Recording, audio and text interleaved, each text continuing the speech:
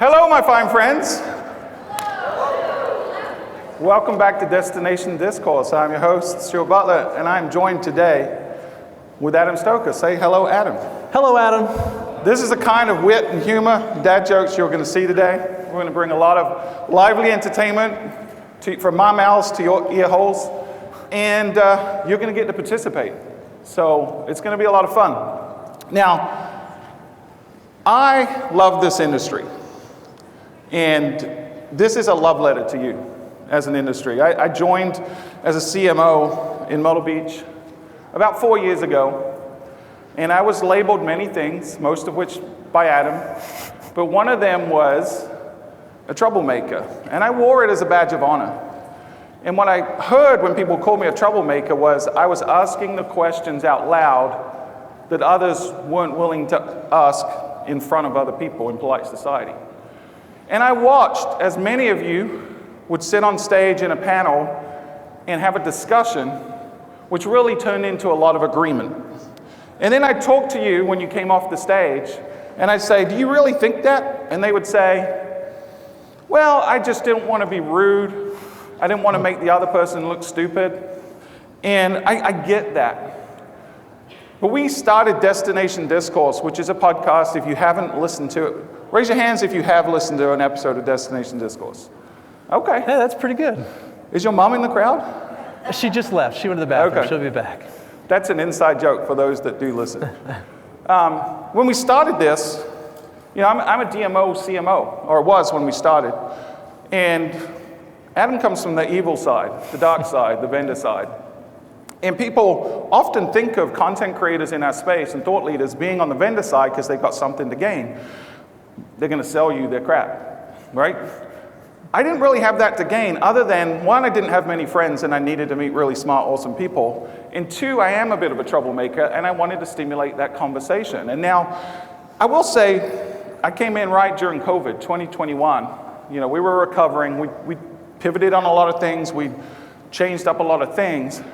But then I started seeing people going back to the standard. And I believe fundamentally that we're in a transitional period that we've never faced before as an industry. There's so much disruption coming from our funding, the disruption of behavior, consumer media consumption. And if we don't get better at doing what we do together, we may be obsolete. I really do believe that. So that's why we created Destination Discourse. And today what you're going to see, Adam's going to explain it in a moment, is the format of the show. We try to take provocative statements and then we'll debate it. We'll bring on guests and we'll have people share their pet peeve or their strong opinion, and then we'll just have a balanced discussion. So Adam, are you ready? First of all, do you need a water ball?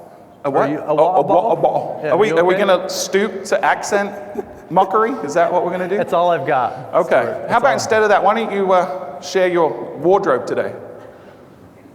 Fit check. It says Stu's News jingle is a banger. The jingle. I think the Stu's News jingle is a banger.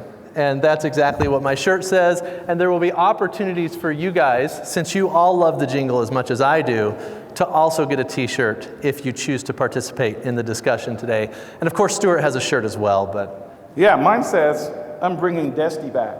So put on your greatest Justin Timberlake impression and sing that every time you hear the song now. I was going to AI change it, but all of the reputable AIs wouldn't let me do that for copyright, so... And then I did find one, but it would force me to sing it.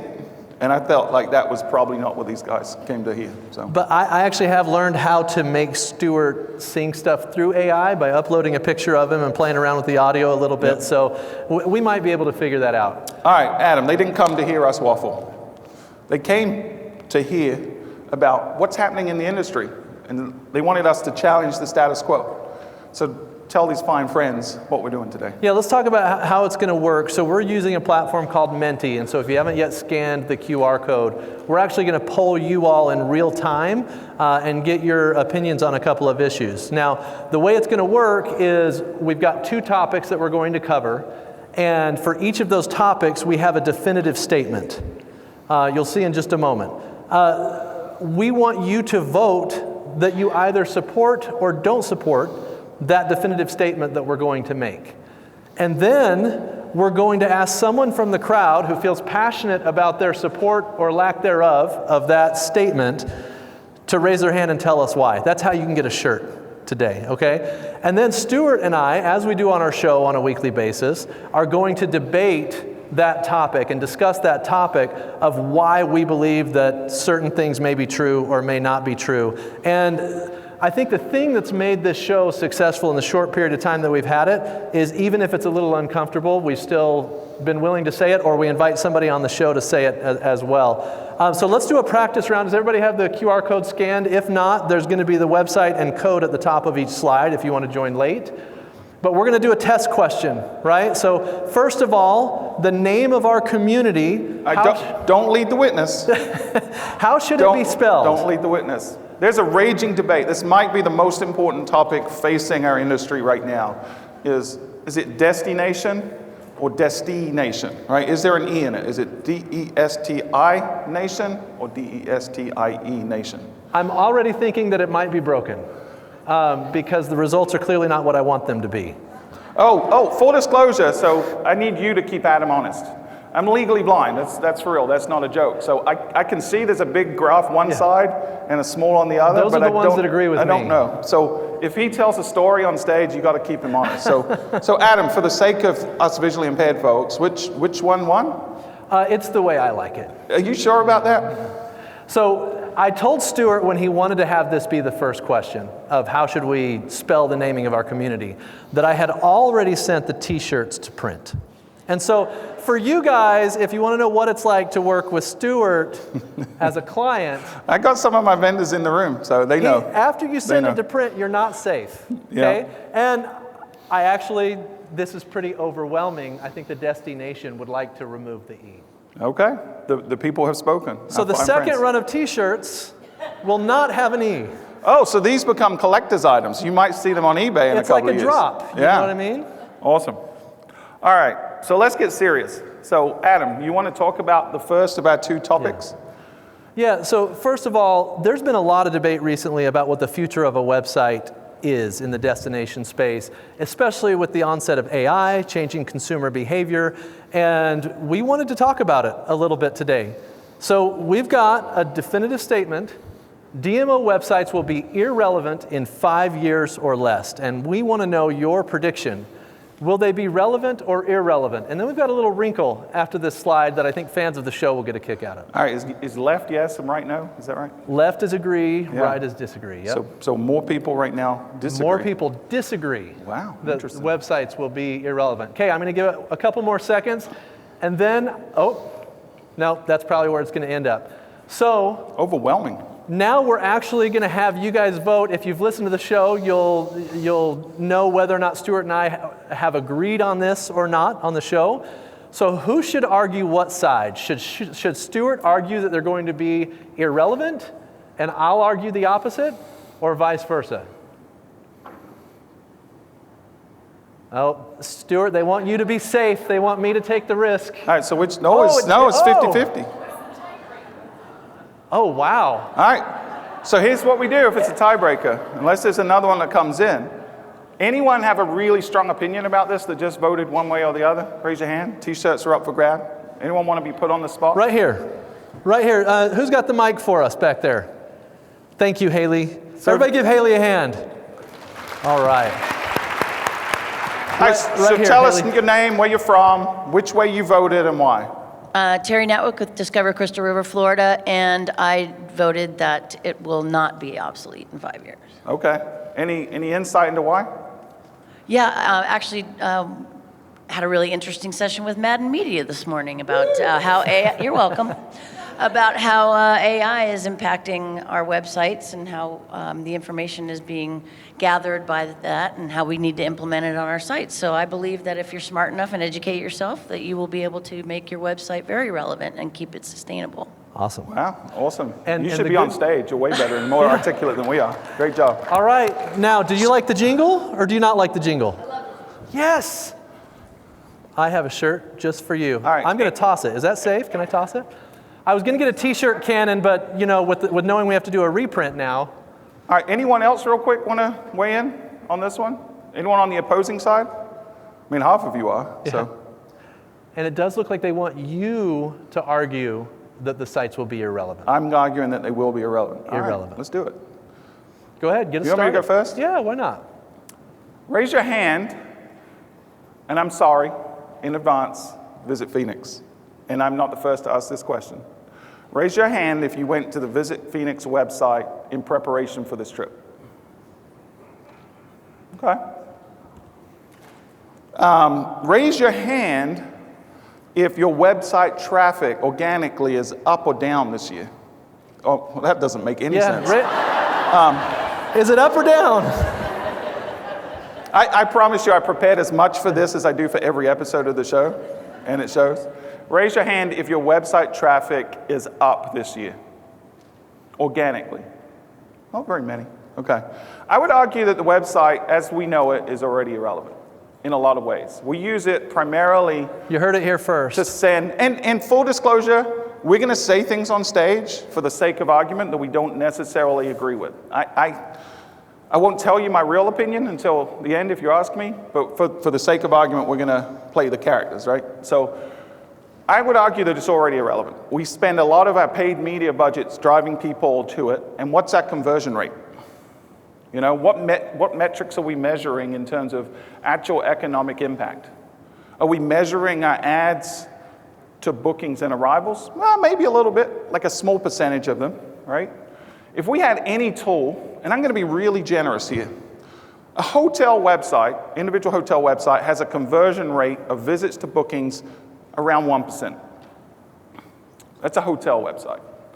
A destination, let's be generous. Let's say it's more. Let's say it's 5, 10, 15%. Right? 15% for the sake of argument. If I had any product that did its job only 15% of the time and 85% of the time it didn't do its job, I'd be looking for a new product. And so a website really hasn't evolved in 20 years. You know, we still have the same structure, the navigation. We've all got the same things at the top. It's places to stay and things to do and things to eat. But we haven't evolved with an evolving community of visitors, right? We're not creating a website for our visitors a lot of times. We're creating it for ourselves or our stakeholders. In fact, I think we focus way too much, and this is a quote from one of our episodes from one of our guests, Tim Peter. I think we focus too much on the frame and not enough on the painting itself. Anyone that's gone through a website redesign in the last 10 years, let's say, most of the time what we'll do is we'll spend an extraordinary, I don't know what word I was trying to say. Inordinate? Inordinate amount of time figuring out the homepage and how it's going to look on a desktop, right? 80% plus of our visitors are on mobile, and we're not even starting there. We're not mobile first. We talk about it. Every agency that's ever pitched me, they're going to show me a desktop version. And we spend all the time on the homepage and the navigation. And then we get caught out and we say, well, we got to launch this site. We got to do it quickly. So let's take all the content I had on my 1999 website, copy and paste it, and put it on my 2025 website. Not really thinking about the consumer. I think the future experience from a consumer's perspective is going to be one-to-one communication. The website as it exists is going to be irrelevant, and it's going to morph into a digital experience which is a cross between chat and social media. If they had a baby, that's what it's going to be. So I'm going to pause there. We can go back and forward. But Adam, I'd love for you to tell these fine friends why I'm wrong. I think, first of all, your argument's a little bit of codswallop, and I'm going to tell you why. Codswallop? Codswallop. Okay. Yeah. Are you trying to throw out old English? Yes, I am. Okay. Yes, I am. So that's the extent of my fluency in the old English language, Okay. the incorrect English language. Yeah.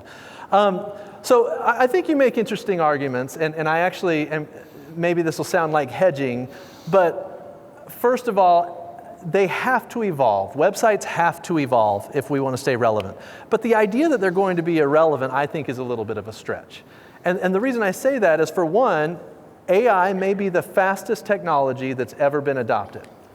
But I think the closest thing in comparison to that we've ever seen is cell phones, or the smartphones, I should say.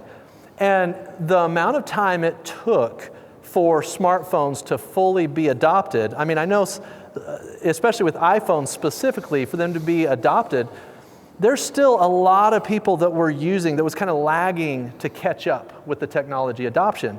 And so the idea that at scale, websites are going to actually be irrelevant, I think that's a difficult argument to make. And then the other thing that you're discounting when you say that is you're almost assuming that we're not going to be able to integrate AI into the website experience in such a way that people will continue to use it and find it relevant. I think the reason people are making the argument that the website is going to be irrelevant is because the assumption is that we're going to bypass the website experience entirely by using an AI platform like ChatGPT or something like that to be able to get the answers that we want.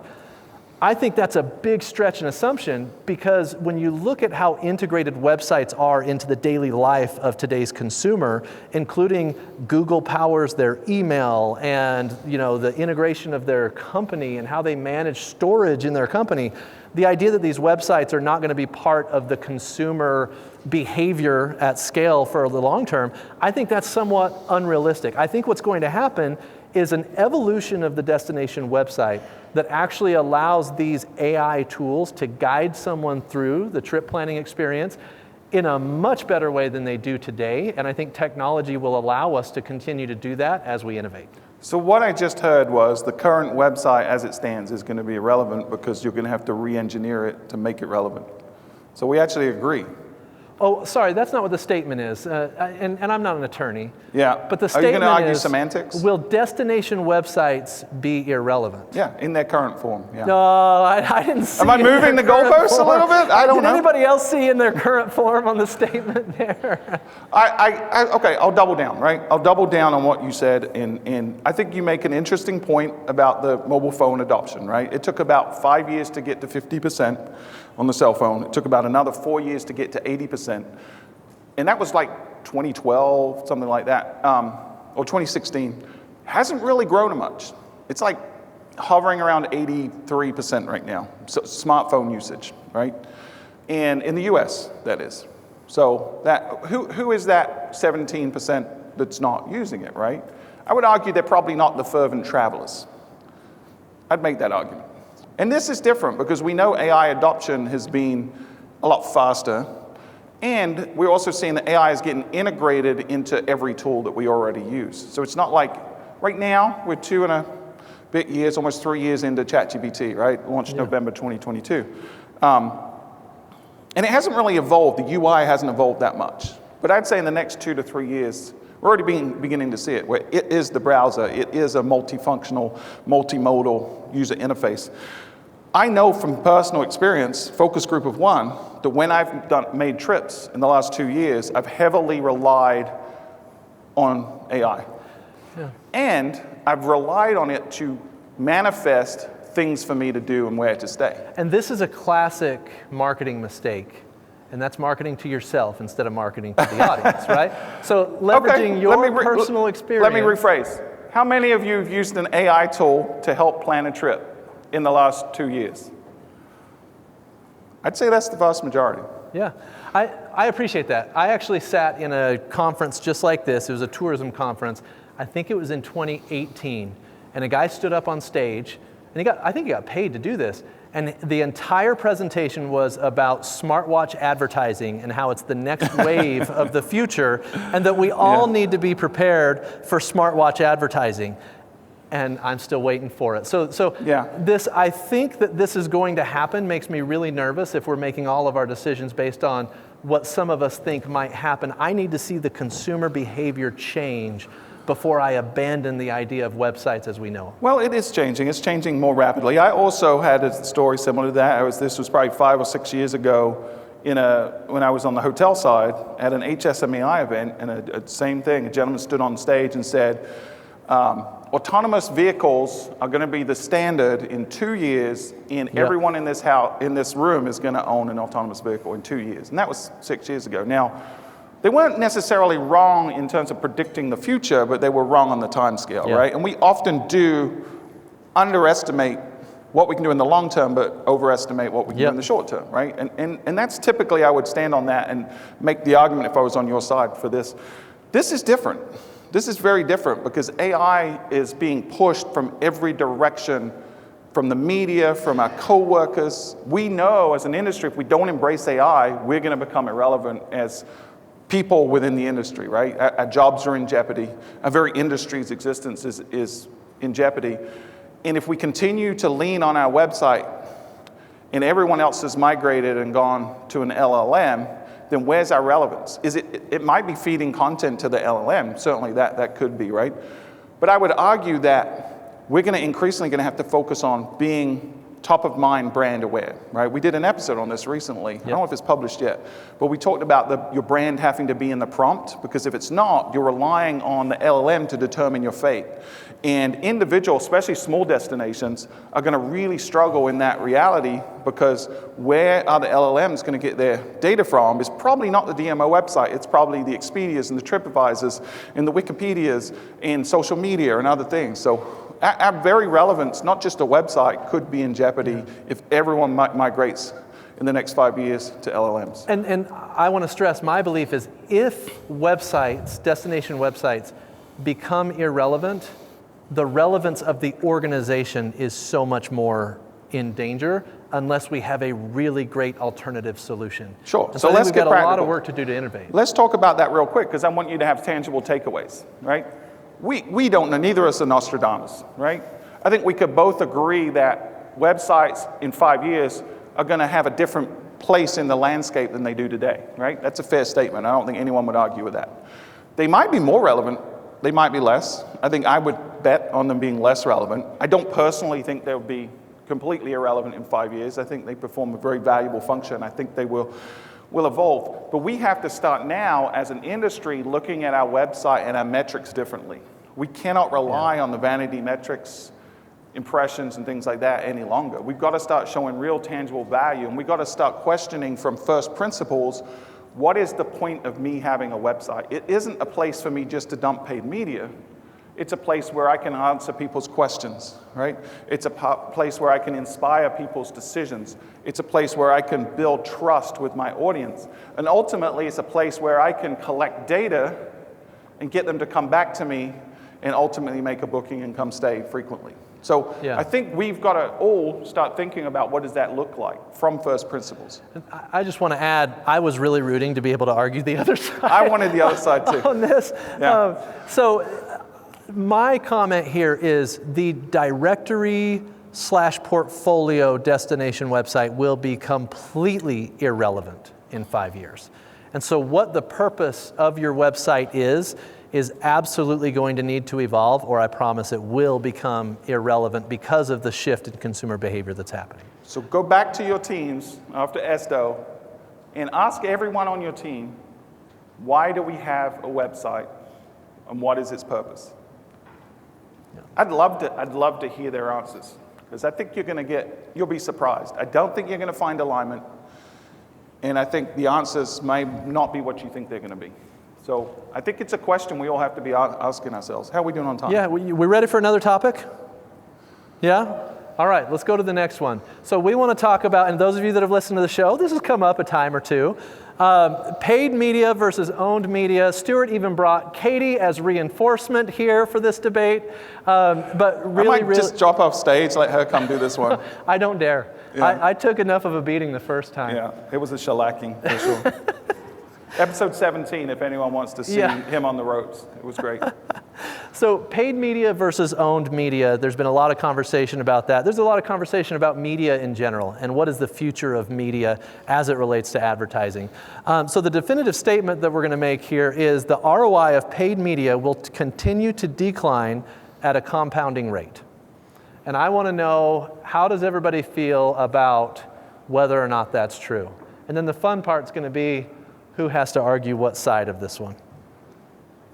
I know what I hope they vote. I do too. Yeah. I know exactly what you want. Okay. All right, what are we saying? Is this a no? This means most people believe that paid media will continue or will not continue to decline at a compound rate. And it's about twice as many? What are the numbers there? I can't see it. Yeah, it's about twice as much. Okay. 75 to 42. Okay, that's a pretty split. Yeah. Yeah, I mean, it's certainly not a landslide, right? Oh, hold on. Look, we're catching up a little bit? Secretariat's catching up. All right, that's probably good enough. I think we know how All right, raise your hand if you want to argue one of these two sides. Except Katie. Who's strong? I would love for Katie to do it, honestly. Anyone? All right, we got one over here. Haley, you mind taking her the mic? Can we thank Haley So one again, more tell time? us who you are, who you're with, which way you voted, and then make your case. Hi, I'm Ariel Azov with Atlas Obscura. Probably won't surprise you, I voted disagree as a paid media partner of Visit Myrtle Beach and others. But it seems to me also if fewer folks are coming to your website and to your own channels, that you have to get even better at distributing your message to where people are spending their time, and paid media is a great targeted way to do that. Great, thank you. Okay, do we like the jingle, Ariana? Can I have Ariana? the Dusty back? Okay, Sorry. fine. You I can like the have jingle one of too, these, but I like the guess. Dusty back pun. All right, anyone else want a T-shirt? Do you mind they tossing wanna that back to her? Tell us their opinion on Thank this? you. Otherwise, you're going to have to pay for them afterwards. Adam's got a Venmo account. I didn't hear what you said, but They're going to pay you for shirts if no one else raises Oh, their yeah. hand. Yeah. I'm gonna start selling Anyone them. else? All right. So, you want to sit? Yeah, who should argue what side? And again, listeners of the show will probably get why this is going to be funny, and I bet I know what you're going to do. So what we got, Adam? Walk me through it. So as of right now, they want me to argue that the ROI of paid media will continue to decline. That's a bit, you're playing with house money there. I don't know what you mean. You don't know. I felt like you may have put some plants in the audience. Okay, it looks That's like okay. I'll take that. it's fairly even, but it looks like they want you to argue the future of paid media. Or no, excuse me. you're arguing I the have death to of argue the paid media. opposite side. Okay, yes, you're So- arguing the value of paid media. You want me to go first? Go for it. So I have to argue that paid media will not continue to decline. No, is that right? I've confused myself, everybody. Okay. I should affirm that the ROI of paid media will continue to decline. Okay, it is me. Yeah. Yes. So very on brand. Anyone that's ever listened to Okay. anything Adam says for more than 30 seconds, he's going to be like, own media, own media, own media. Right? That's my impression of Adam. That was very good. It's Yeah. spot on. Yeah. Okay. So this should be a slam dunk. Well, I don't know. Let's give it a try. All right, go for it. So first of all, a lot of us need to think back to when advertising as a function was created. And when advertising was first created, there was like 5 different media options. And the idea was you're watching a TV show or you're listening to a radio station, and a huge percentage of the population is consuming that, and we're going to interrupt them and tell them about your business. And that's how so many of the major brands of today got to where they are. But over time, the amount of options that the consumer has continued to evolve, and the level of options that they have today is innumerable. And there are more impressions for sale than there are people on this earth or the ability to consume them.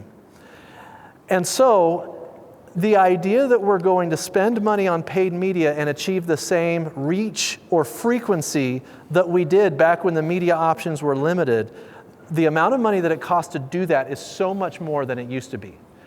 On top of that problem, you've also got the fact that consumers, they do not continue to respond to interruption the same way that they used to. When they didn't have options, interruption, there was no choice. But you think of walking around this conference and you're having a conversation with a friend of yours, and a vendor comes up to you and says, hey, can I talk to you about my product? And you're like, well, okay. Well, I want you to come watch this demo. I was in the middle of a conversation with somebody else. That approach you would never accept, and yet you have the idea that paid media, if I put an ad in front of somebody asking them to visit my destination, that they're magically going to decide that it's time to take a visit. I don't think that's realistic. And in fact, I think the key to be able to build a relationship with someone is to give them what they want in some way, shape, or form. The value has to be there. And in most cases, for an advertiser, it needs to be in the form of education or entertainment. And that's why I really believe that creating a direct relationship with your audience through creating owned content that's so valuable that when they're seeking out something based on that interest, they find it, is a much better way, especially when, and I'm going to let you take it from here, but especially when every dollar you spend, the moment the ad is served, that money is gone forever. But if that money went into content creation, that content is a compounding asset that you can continue to use year after year after year. And that's a much more sustainable way to build a marketing plan. Take it away. I'll be honest, I thought you'd make a stronger argument, but it's okay. You are so wrong. You are so wrong. Paid media is more relevant today than it ever has been. And I think we're in an era where technology is going to unleash paid media like never before, right? Before, when we had 5 outlets, it was hard to do different creatives and to test and to serve a specific audience with a specific message at a specific time.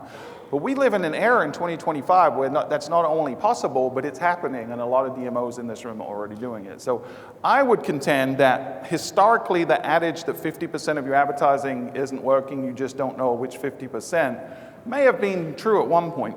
It should not be true today. Now, is there some leakage? Probably. But if we really focus on the marriage of great content, creative, and great data, and great targeting, then I think we can be way more efficient, way more effective for the next bazillion years. It doesn't matter how fragmented consumers are, as long as we can target them, as long as we can track them, as long as we can follow them, right? And I think what we're seeing now is a direct response to changes in consumer expectations. Anyone that spends any time looking at short-form video has noticed over the last year or so that ads have changed dramatically. The creative of ads has changed dramatically, right? When I'm watching YouTube Shorts, TikTok, or whatever, there's a ton of pseudo-podcasts, right? Or news interviews that look like real content, but they're completely not, right? They're trying to get attention, and they're providing authority, but they're still doing the job of paid advertising. They're driving awareness and they're shaping perception, and that's what paid media does. There's no better engine for DMOs or any brand to tell their story consistently to a new audience than paid media. I think you actually made my point. Thank you very much. I appreciate that. In what way? So what you're talking, as you talk about the changes that have happened, people have gotten much more creative with the content that they're putting at the center of an ad, and then they're leveraging paid media to distribute that content. Correct. And pull those people back in some way, shape, or form. It's no different. Well, but the call to action is very, very different. The call to action when you're distributing your own content is to get people to come consume more content. When you're leveraging paid media in the traditional way that a lot of people are using it, we're asking so much more of the consumer than they're willing to give in that first interaction. So I agree. You have to date someone before you ask them to marry you, right? In some cultures. You know, we're asking people to literally come sleep with us, right? That's what we do as destination marketers. We got to date them a little bit first. Your words, not mine. And so we got to date them. But again, technology solves that problem, because now I can follow Adam, and I can do the first date where I'm really prim and proper and minding my P's and Q's. Then I can do the second date where I sort of let a few of my foibles slip and see how you respond. And then I can do the third where you get to see who the real me is, and then you can make a value decision.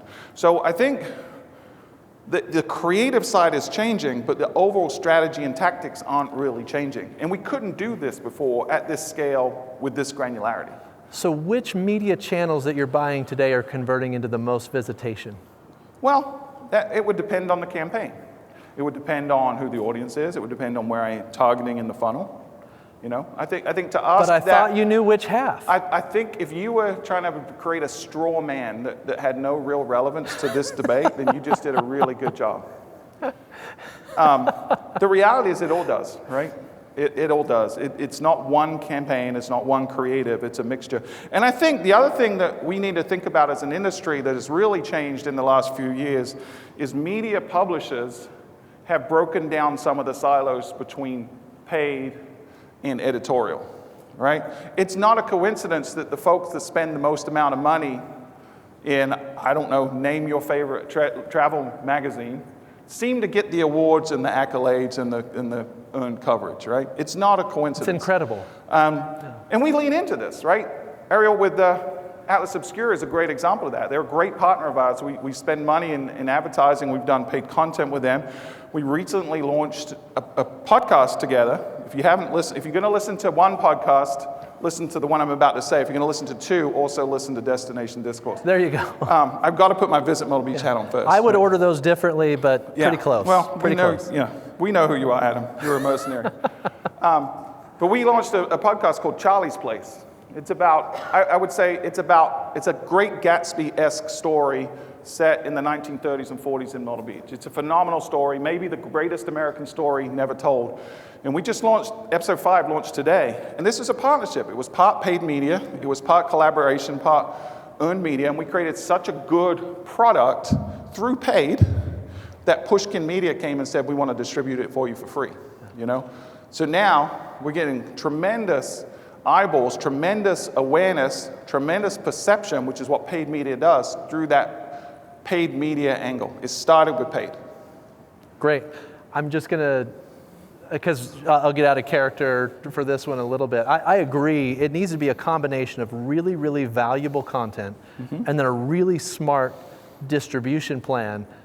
I do think the cost of getting meaningful attention is going to continue to increase, and that's my main concern. Yeah, we no longer, awareness is probably the wrong word when I've used that earlier in this conversation, right? Because I think it was awareness and perception were the levers that we were trying to move. I think it's attention now, and that's different, right? Attention means they're actually focused. In today's society, everyone's scrolling. You got 2-3 seconds maybe to capture their attention. That's where I think paid media is going to continue. And what I like too is it's not just all one bucket. We shouldn't just be all in on paid, although that probably should be the majority. What we should do is organically test.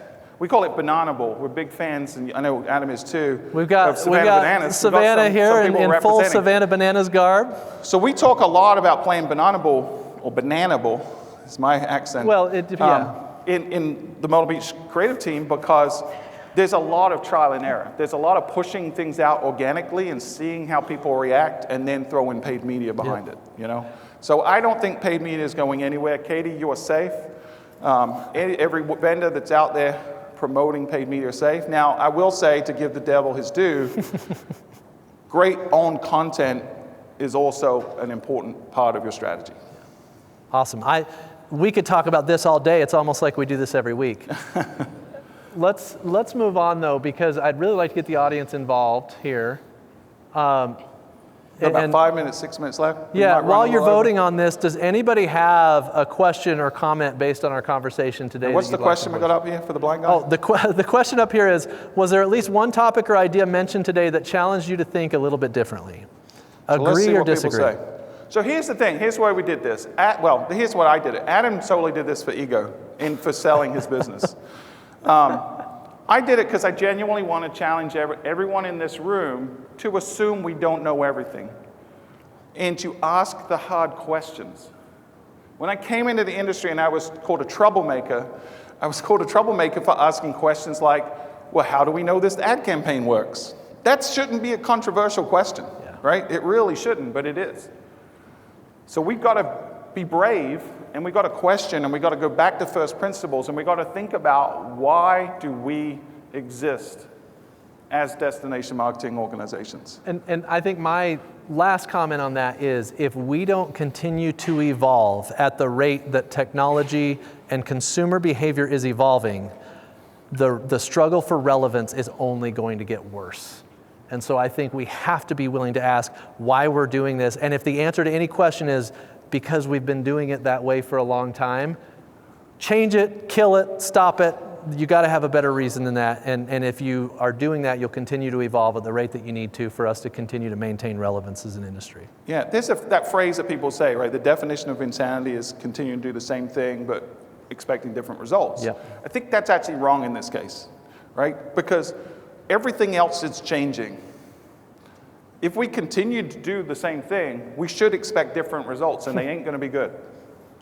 They're going to be really horrific, and we will be defunded. We will not exist. ESTO will not exist in 5 or 10 years if we do not evolve.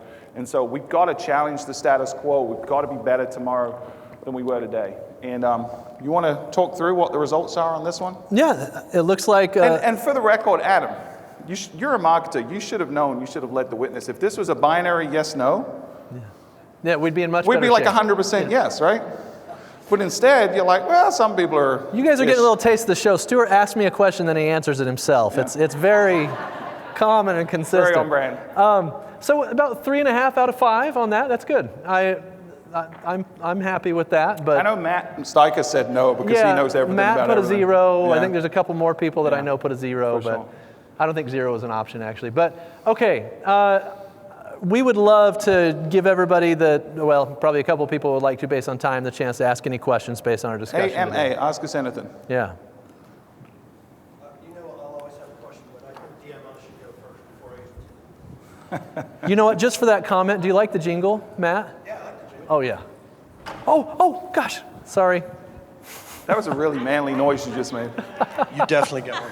This is more a comment than it is a question. The last debate is a really interesting debate, but it sort of presupposes something that you said is not a factor, that the creative is not really a factor, because you can't weigh paid media on is it good, is it bad, is the ROI going to be good or bad if you're not taking into account the creative. And if the industry decides to continue to do a lot of invisible work, a lot of mediocre work, a lot of average work, a lot of same work that it has seen before, then guess what? That ROI is going to continue to decline, no question. But if the industry listens to what you guys are saying, setting aside the disagreement that you have, because ultimately you're both talking about the need for great content, whether it is in paid media or whether it is in owned media. It has to be great content. So if the industry recognizes that and says, yes, compelling, yes, ownable, yes, differentiated, yes, emotional, those things are important to me, then I think that ROI of paid media is going to increase if we're doing that in our paid advertising the same way that we're doing it in our owned. It's almost like you work for a creative agency or something. It was a really good platform.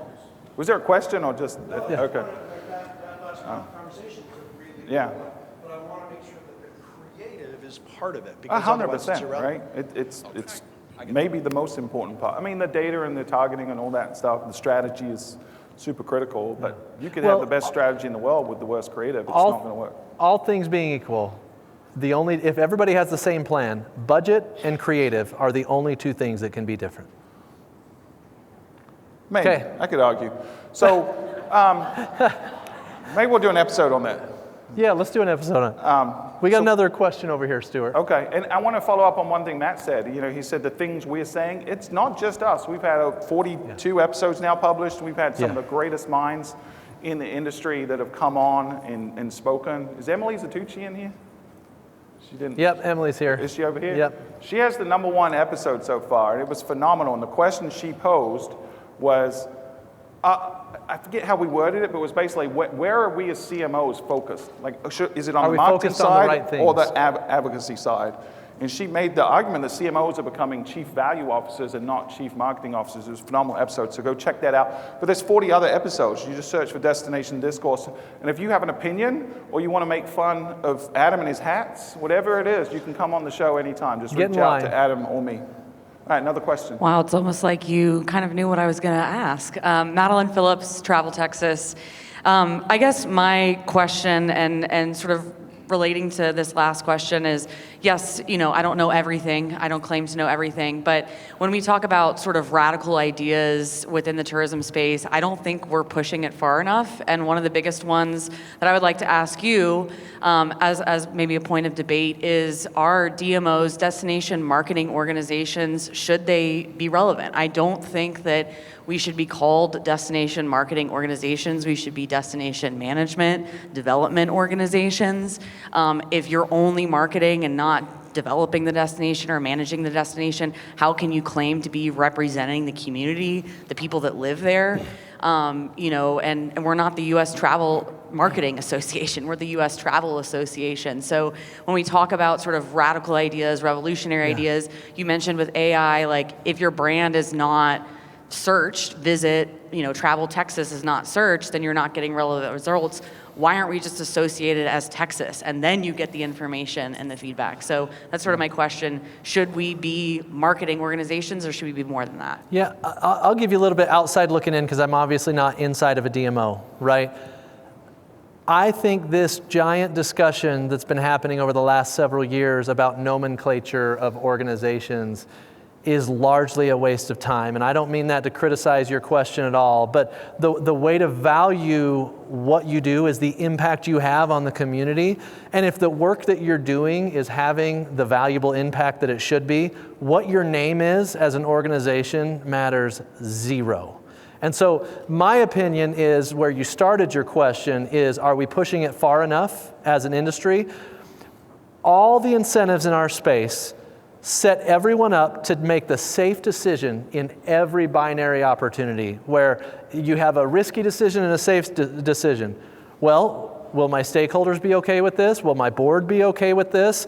There's that one political stakeholder that I know is going to throw a fit if I do this, right? Like, that happens in every community.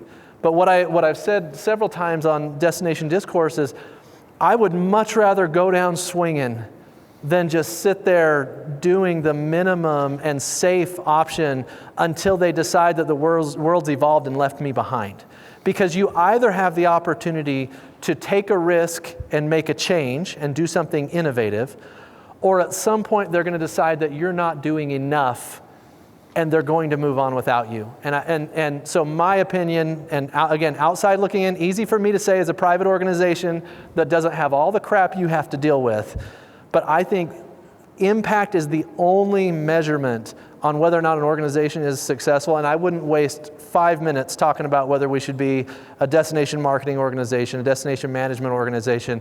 I would just want to do something big enough to generate results for the community. Yeah, this well said. If your marketing is successful in 10 years, but you can't sustainably, the community gets upset with the number of tourists. Like, if you're looking at this in the long term, like, success is a specific window. So what's our responsibility to represent in the long term, I guess? All right, let me Why take don't you this. hop in on that? Yeah, this is one of those rare occasions I agree 100% with Adam. I think we as an industry go through an existential crisis every 3 years, and our solution is always a big strategic plan and renaming ourselves. Like, that seems to be the two levers we like to pull. And it's like we're focusing on the wand and not the wizard. We need to focus on why we exist. And that's different, by the way, for each of us. Like, when you've seen one DMO, you've seen one DMO. We've heard that saying, right? The reason is every community is slightly different, and every community need is slightly different. So my belief is a DMO exists purely to improve the quality of life of the residents of their destination through tourism, and that implies we've got to generate the tourism economy, right? We've got to drive that too. Now, that's marketing and advertising, it's product development, it's other stuff. What we have to be is radical collaborators. What we have to be is someone that every stakeholder in our community, elected officials, businesses, residents, come to and look to as a source of truth, a source of positive growth and momentum in our community. And if we do that, people don't care what we're called. If you ask your city council or your town council right now, what is the acronym that we use for our organization? I'd say maybe 30%, if I'm being generous, would know what a DMO is or it stood for. They'll know you as Visit Phoenix or Visit Myrtle Beach or whatever it is. So we need to stop having this identity crisis based on semantics, and we need to start doing the real work, which is radical collaboration with our community and identifying what are the key functions we should perform for our community, and how do we measure success. And we agree on that as a community, and then we go to work. And then we'll be valuable, and then we won't have to worry about being defunded. And if you want to continue that conversation, come on the show. We'd love to talk more about it. Guys, we're out of time. We could do this all day, and you're probably worried that we might. But thank you so much. Really appreciate it. Thank you all. And if you want a shirt, come grab one. I hope you'll want the jingle one. We should have had them vote on who did better by which shirt they want.